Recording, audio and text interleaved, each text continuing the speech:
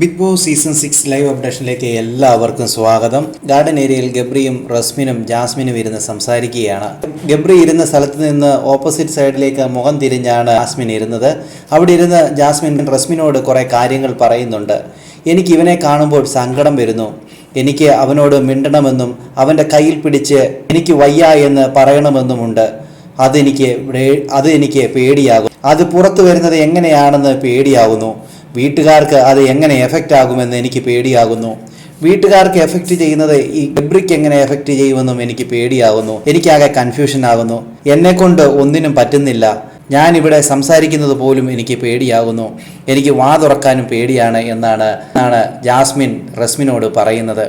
അപ്പോൾ ഈ പറയുന്ന സമയത്ത് തന്നെ അവിടുന്ന് ഗബ്രി എഴുന്നേറ്റ് പോകുന്നുമുണ്ട്.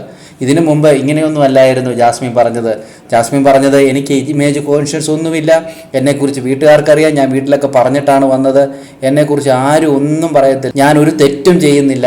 ആരെന്നെക്കുറിച്ച് എന്ത് പറഞ്ഞാലും എനിക്കൊരു കുഴപ്പമില്ല. വീട്ടുകാരെൻ്റെ കൂടെയുണ്ട് എന്നൊക്കെ പറഞ്ഞ ആളാണ് ഇതൊക്കെ പറയുന്നത്. ഇപ്പോൾ പറയുന്നത് എനിക്ക് ഫുള്ള് പേടിയാകുന്നു എന്നൊക്കെയാണ് പറയുന്നത്. എന്തായാലും ഇപ്പോൾ പവർ ടീം തോറ്റതോടുകൂടി അടുത്ത നോമിനേഷനിൽ ജാസ്മിൻ വരുമെന്നുള്ള കാര്യം തർക്കവുമില്ല.